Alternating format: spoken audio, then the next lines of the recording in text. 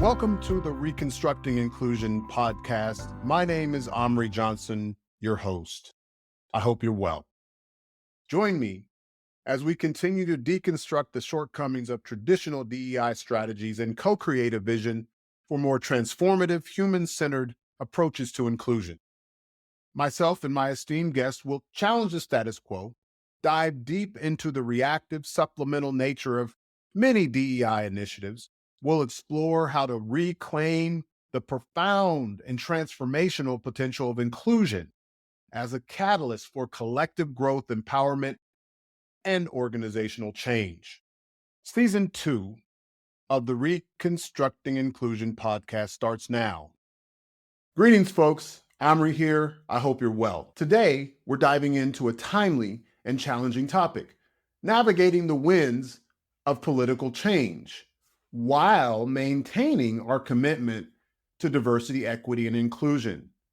We're going to talk about this particularly while there's resistance to the idea of diversity, equity, and inclusion, not the reality. More importantly, we'll explore why a perceived setback might be the setup we need for a meaningful comeback. Let me share a personal story that shaped my understanding of political dynamics. In 2016, I made an observation that surprised many of my progressive friends. I grew up in Topeka, Kansas, and in 2016, I had extensive conversations with people I grew up with and went to school with who were currently living in Ohio, Florida, Arizona, Georgia, as well as in Kansas, where we grew up together. I noticed something brewing beneath the surface. Many expressed discomfort with Hillary Clinton, not questioning her competency or capability to manage complexity, but instead expressing lack of trust regarding her intentions and concerns about Clinton-era policies, and quite frankly, the Clintons themselves. These weren't public conversations. They happened in private text and on different platforms where people felt safe being candid. The experience of these conversations, which I shared along with my belief that Trump would be the 45th president, was so impactful that I left Facebook altogether. People were not happy that I said it, and the blowback and the constant bickering over the idea and telling me not to say things like that, I was just like, I'm done. I did keep my subscription, however, but I didn't use it until my son was born a few years later. So my son was born in 2019, and I reopened Facebook because, well, everybody wanted to see him and hear updates about him, and we could put the pictures there, particularly since we were so far away. In 2019, my perspective gained a new dimension when I moved to Switzerland. People would often mention Trump in conversations, accompanied by raised eyebrows. It used to be funny to me, but what seemed like what they were trying to do is gauge my opinion about Trump. I usually responded with a smile and a shrug, and while my perspective on Trump's character didn't change, I still viewed him as a distraction machine who thrives on creating chaos. I became more neutral about him politically, despite finding his character and morals abhorrent. Let me tell you about a profound lesson I learned about governance and behavior in Switzerland. One day, my stepdaughter, then 13, almost 14, pointed out something remarkable. Certain things simply don't apply here, she said. She didn't say it like that, but she says, that doesn't happen in Switzerland. She basically was saying what I knew is the rules and laws are clear, and people generally follow them. This experience that I've had here reinforces my belief that governance structure, or structure in general, shapes behavior. But not in the, if government says it, you must do it the way that they say. Rather, in Switzerland, there's a societal expectation, an unspoken, unwritten code to adhere to the rules, which leads to smoother operations, and quality of life. COVID is one example. While my friends with children in the US dealt with school closures and daycare shutdowns, here in Switzerland, school closings were relatively brief, about 6 to 8 weeks. Why? People conformed to what was asked of them. Sure, some raged against what they considered the vaccine machine, yet daily they did what was expected of all community members: follow the rules. Now, let's connect this to the work of diversity, equity, and inclusion. I've been deeply influenced by a particular writer on Substack, Zaid Jilani. He writes a Substack called The American Saga. And his self description is that he does this and covers America as an anti partisan and from an anti partisan perspective. His pragmatism and clear thinking allow for nuance, avoiding the preachiness that often characterizes these discussions. Here's a little of what Jelani said in his article, Whoever Wins the Election, Americans Will Make It Work. He said, I know people who vote across the spectrum: Democrats, Republicans, Independents, Greens, and Libertarians, who are hardworking, caring individuals. The worst outcome of an election would be for us to grow angrier and more resentful toward fellow Americans, regardless of their political beliefs. He then quotes civil rights activist Pauli Murray, who advocated for inclusivity rather than exclusion. Her quote, I intend to destroy my emphasis on separation by positive and embracing methods. When my brothers try to draw a circle to exclude me, I shall draw a larger circle to include them. Where they speak out for the privileges of a puny group, I shall shout for the rights of all mankind. Jelani concludes that we must remember our shared identity as Americans, which should take precedence over divisive politics. He resoundingly concludes, we live in the greatest country in the world, and losing an election should not lead to losing our minds. I'm relatively politically neutral, leaning in different directions depending on the context. Maybe I'm more heterodox politically.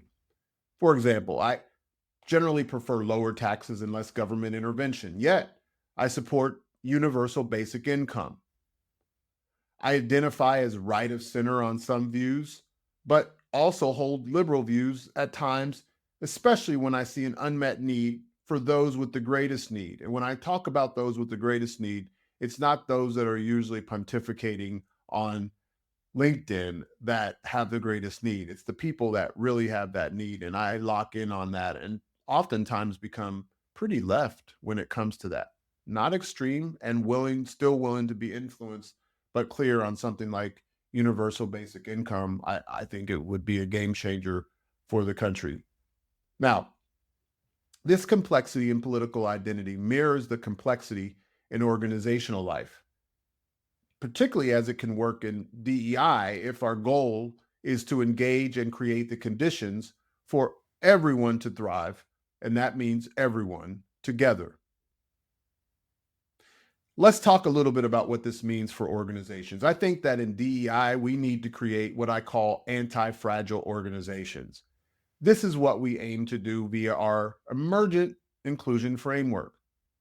Anti-fragile organizations are characterized by 4 essential elements. 1, dancing with the tensions of similarities and differences. I'm going to define the way that I think and define diversity in a second, but those similarities and differences and their respective tensions are critical. We have to learn how to navigate that. That's a set of skills that allows you to do that, and hopefully some tools if you take those on. The second one is fostering agency in 3 ways. First is agency for oneself. This is the ability of being able to make your contribution and feeling confident in doing so. That's a reduced idea of it.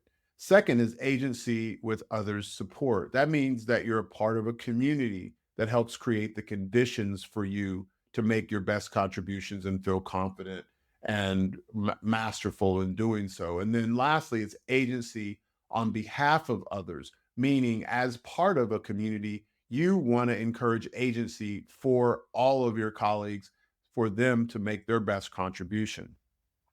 The third piece is around encouraging coactive boundary stretching.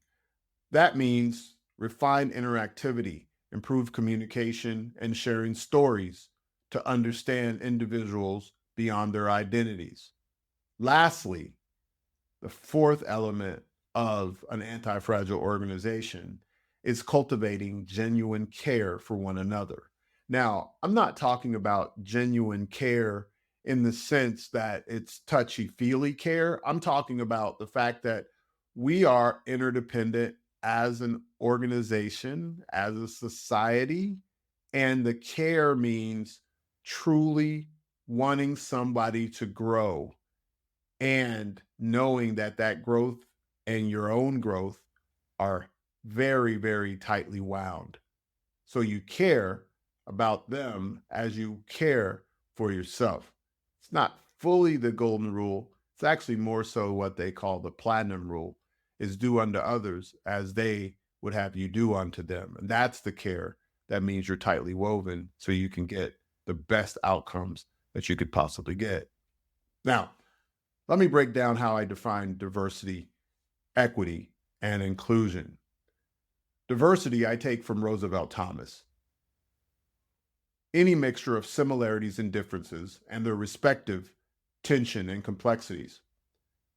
Equity. This means vigilantly identifying where fairness in context or access gaps exist, and then generatively learning and deciding what's needed to close them. Inclusion. This is about creating the conditions for everyone to do their best work, thrive, and contribute to their organizations, creating extraordinary value. One significant challenge we face is the tendency in DEI practices to focus too narrowly, often ignoring the broader context. In my consulting work, I've observed that DEI initiatives frequently fall short because they rely on a limited toolkit. When you only have a few tools at your disposal, let's say a hammer, everything looks like a nail, and you end up universally applying them even when they don't meet the need or when they're ineffective. This is where it brings me back to Trump's presidency and his reelection as the 47th president of the United States. During Trump's first term, there were both positive and negative developments worth examining. Some viewed his policies on economic growth and job creation positively. Noting that they increased their take-home pay. Some people did. And there was also criminal justice reform, including the First Step Act, aimed at reducing sentences for nonviolent offenders. He brokered a Middle East peace deal that, if refined further, perhaps it might have altered current regional dynamics. He also focused on border security and energy independence. He also established Space Force. I still don't fully know what Space Force is, but a lot of people think it's a pretty decent thing to do. However, we can't ignore January 6th. I vividly recall seeing images of people around the Capitol. I thought it was some generated image, but to see people around the nation's capital like it was some festival was jarring. I called a friend who confirmed the reality of the situation. It was a shocking day that remains etched in my mind and in the minds of many others, and it will probably for our lifetimes. During this year's 2024 campaign, there was considerable conversation around something called Project 2025. This initiative by the Heritage Foundation aligns with Trump's previous agenda and has raised important concerns. Here's what we need to understand. The project suggests increased federal intervention, which interestingly contrasts with traditional conservative beliefs advocating for states' rights. It proposes that more nonpartisan civic employees become political appointees, potentially undermining their independence. Rachel Leingong's article in The Guardian highlights how Project 2025 seeks to diminish diversity in federal representation, framing it within the culture wars. The term woke is used to describe various elements of governance, rendering it, as she says, almost meaningless. Despite the challenges posed by Project 2025, it's essential that we recognize that many of these ideas aren't new. They're just more pronounced. This transparency reflects Trumpism. Here's my perspective. While I faced criticism from a political science professor at Northwestern who I happened to go to college with, actually was on my floor in my freshman year of college, and I think he's a great guy, but the way he came at me was like a little bit jarring. Not jarring in the sense that I felt bad. I just kind of shrugged it off and laughed, but he said that I was wrong. I laughed, and virtually at least, and shrugged my shoulders, like I have many times here in Basel when a friend or neighbor mentions Donald Trump. I remain steadfast in my belief that America will not become more racist or homophobic as a result of this initiative. This is not the America I love, and I refuse to fall into that mental trap. Catastrophizing generally creates suffering. Most of the time, it is self-inflicted. In other cases, it is ascribed by people with power and influence, like my professor classmate. It's not helpful. As Chuck D from Public Enemy says, don't believe the hype, it's a sequel. Although, from some of Chuck's tweets, he believes the hype about what a second Trump term means to the country, but not so much that it causes inertia like many people are experiencing post-election 2024. What's particularly relevant for our DEI discussion is how the current approach to the work, particularly in academia, often relies on an orthodoxy that hasn't proven effective over the past 50 years. A very clear pivot from this ideology could be very beneficial, and I think it will be quite beneficial for diversity, equity, and inclusion. Almost reminiscent of Dr. Roosevelt Thomas's work in his book Beyond Race and Gender, which was published in 1991. Beyond Race and Gender, published in 1991. For people who believe in the idea of differences and similarities, their mixtures, and the tensions and complexities that go along with them. For people that believe in vigilantly identifying where fairness in context or access gaps exist, creating the conditions for everyone to do their best work and thrive, you may or may not see Donald Trump's election as the 47th president of the United States as a setback.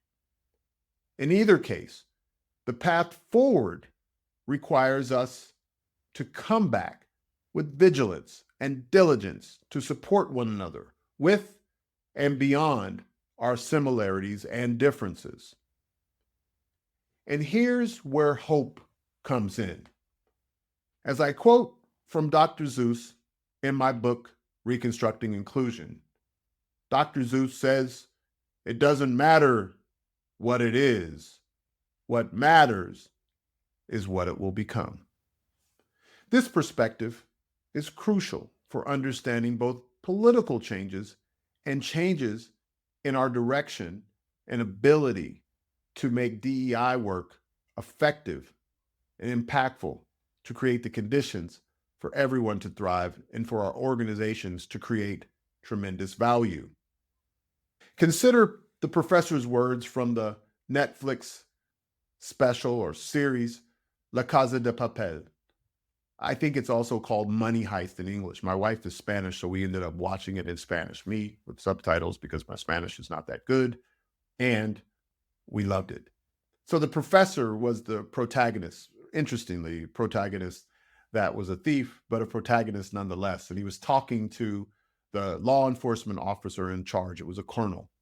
And he said to the colonel, either we both win or we both lose, Colonel. This isn't just clever dialogue.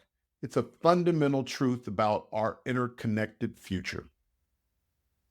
As Zaid Jilani states in the article referenced earlier in this podcast, I repeat, the worst outcome of any political change would be for us to grow angrier and more resentful toward fellow Americans, regardless of their political beliefs. For us to create a better America, considering our influence on the world, we must recognize our indivisibility and reconstruct the future together. The path forward requires vigilance in identifying areas for improvement, diligence in supporting one another, understanding that transcends our similarities and differences, a commitment to choosing humanity over division. Remember, as Willie Jolly says, a setback is a setup for a comeback. But that comeback isn't just about returning to where we were.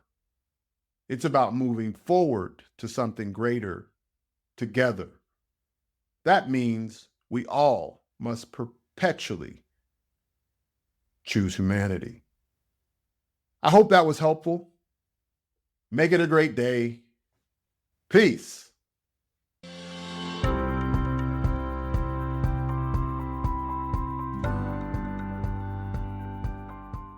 If you are committed or simply a little bit curious about how to make DEI accessible to everyone, actionable, that is, unambiguously prioritized and sustainable, aligned with personal and organizational purpose, hit the subscribe button. Make it a great day.